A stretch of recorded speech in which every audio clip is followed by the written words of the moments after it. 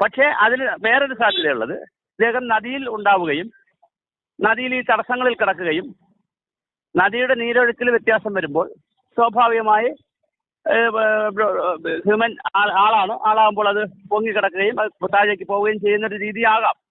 ശ്രീ സുഭാഷ് ചന്ദ്രബോസ് ഷെറീനുവിൽ അതായത് ഒരു മൃതദേഹം കിട്ടി എന്നൊരു വാർത്ത പറഞ്ഞുണ്ട്. അർജുന്റെ ആണോ ഇല്ലേ നമുക്ക് ഏതാനും മണിക്കൂർ കഴിയുമ്പോൾ അറിയാൻ പറ്റും. താങ്കൾ മുമ്പ് പറഞ്ഞിട്ടുണ്ടായിരുന്നു മിക്കവാറും മൃതദേഹം കടലിൽ കാണാൻ കഴിയുമെന്നാണ്. അതായത് ഇതിനകത്ത് സംഭവിച്ചിരിക്കുന്ന ഒരു കാര്യം, അദ്ദേഹം കരയിൽ, നമ്മൾ അർജുനൻ ഉൾപ്പെടെയുള്ള 3 പേർ കരയിൽ നിന്ന് ചായ കുടിച്ചുകൊണ്ട് നിന്നപ്പോഴോ കരയിൽ വണ്ടിയുടെ അടുത്ത് നിന്നപ്പോഴോ ഏതെങ്കിലും തരത്തിൽ നിന്നപ്പോഴാണ് ആ ഉരുൾപൊട്ടൽ താഴോട്ട് വന്നിരുന്നതെങ്കിൽ, മണ്ണിടിച്ചിൽ വന്നതെങ്കിൽ സ്വാഭാവികമായിട്ടും നദിയിൽ വീണത് കടലിലേക്ക് പോയി കാണും. പക്ഷേ ഒരു ചോദ്യമുണ്ട്, അങ്ങനെ അന്ന് പോയെങ്കിൽ ഇത്രയും ദിവസം എടുക്കുമോ എന്നൊരു ചോദ്യമുണ്ട്. പക്ഷേ അതിന് വേറൊരു സാധ്യതയുള്ളത്, ഇദ്ദേഹം നദിയിൽ ഉണ്ടാവുകയും നദിയിൽ ഈ തടസ്സങ്ങളിൽ കിടക്കുകയും നദിയുടെ നീരൊഴുക്കിൽ വ്യത്യാസം വരുമ്പോൾ സ്വാഭാവികമായി ഹ്യൂമൻ ആളാകുമ്പോൾ അത് പൊങ്ങിക്കിടക്കുകയും അത് താഴേക്ക് പോവുകയും ചെയ്യുന്ന ഒരു രീതിയാകാം. എന്തായാലും നമുക്കത് ഉറപ്പില്ല. അർജുനാണോ, അർജുൻ്റെ കൂടെയുള്ള 2 പേരാണോ, അതോ ഒരു മത്സ്യത്തൊഴിലാളിയും കാണാനില്ല എന്ന് പറയുന്നു. എന്തായാലും നമുക്ക് ഉറപ്പില്ല. DNA ടെസ്റ്റ് അടക്കമുള്ള ബോഡി ഐഡന്റിഫൈ ചെയ്യാൻ പറ്റുമോ, അല്ലെങ്കിൽ DNA ടെസ്റ്റ് അടക്കമുള്ള കാര്യങ്ങളും ബന്ധുമിത്രാദികളൊക്കെ കണ്ടിട്ടായിരിക്കും ഇത് ഐഡന്റിഫൈ ചെയ്യാൻ പറ്റുന്നത്. പക്ഷെ നമ്മുടെ പ്രശ്നം അവിടെ ഉള്ളതല്ല. കോടതി ഉത്തരവിടുന്നു. കോടതി ഉത്തരവിടുമ്പോൾ സ്വാഭാവികമായിട്ടും നമുക്ക് എന്നിട്ടും അന്വേഷണം അങ്ങോട്ട് പുരോഗമിക്കുന്നില്ല, അത് വേണ്ടത്ര ചെല്ലുന്നില്ല. മുങ്ങൽ വിദഗ്ധൻ ചെന്നിട്ടും അദ്ദേഹത്തെ അനുവദിക്കുന്നില്ല.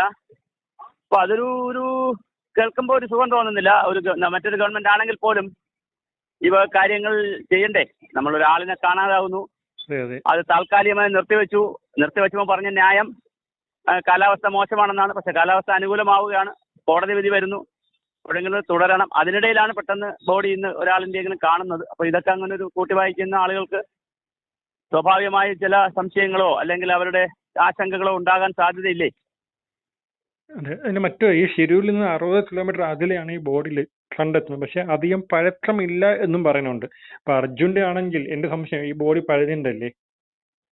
പഴകണമെന്ന് പറഞ്ഞാൽ അത് ഡിപ്പെൻസ് ആണ്. അത് എന്തുമാത്രം വെള്ളത്തിൽ സമയം കിടന്നു എന്നൊക്കെ വെച്ചിട്ടല്ലേ ബോഡി പഴകുന്നത്. പക്ഷേ അർജുന്റെ ബോഡി ആണെങ്കിൽ നമ്മൾ അങ്ങനെ അല്ലാത്തൊരു കാര്യം നമ്മൾ ചർച്ച ചെയ്യാൻ പാടില്ല. കാരണം ഇപ്പോൾ ഉറപ്പില്ലാത്തൊരു കാര്യം ചർച്ച ചെയ്യാൻ പാടില്ല, അങ്ങനെ ചർച്ച ചെയ്യാൻ പാടില്ല. പക്ഷേ എന്തായാലും വെള്ളത്തിലായതുകൊണ്ട് കുറേ പ്രശ്നങ്ങൾ ഉണ്ടാവാം. ബോഡിക്ക് കുറേ പ്രശ്നങ്ങളുണ്ടാവും. കരയിൽ കിടക്കുമ്പോൾ അല്ലല്ലോ. കരയിലാണെങ്കിലും ഗ്യാസും പ്രശ്നങ്ങളൊക്കെ ഉണ്ടാവും, വെള്ളത്തിലാണെങ്കിലും കുറേ അധികം പ്രശ്നങ്ങൾ കൂടുതലുണ്ടാവാം.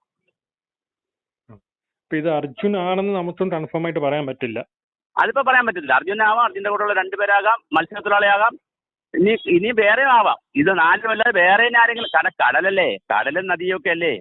ഇനി ആരെങ്കിലും വേറെ ക്ലെയിമുമായിട്ട് വരുമെന്നൊന്നും ഇപ്പൊ നമുക്ക് പറയാൻ പറ്റത്തില്ല. അതുകൊണ്ട് നമുക്ക് കുറച്ച് വെയിറ്റ് ചെയ്യുക.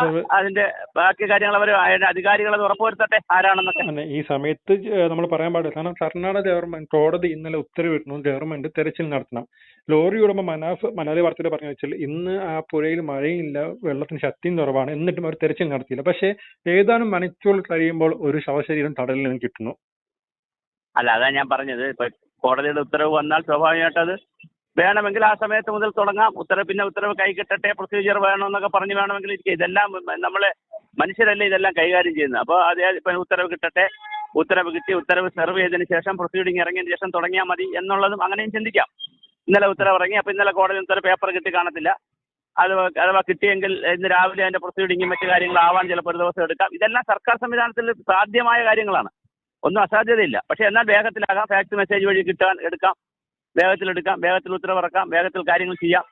ഇതെല്ലാം സാധ്യമാണ്, 2 സംവിധാനങ്ങളിൽ സാധ്യമാണ്. അപ്പോൾ അത് എങ്ങനെ വേണം, എന്ത് വേണം എന്നുള്ളതൊക്കെ ഓരോന്നിന്റെയും മെരിറ്റ് അനുസരിച്ചാണ് നീങ്ങിക്കൊണ്ടിരിക്കുന്നത്. നമ്മൾ കാണുന്നതല്ലേ പലതും. നന്ദി സുഭാഷ്.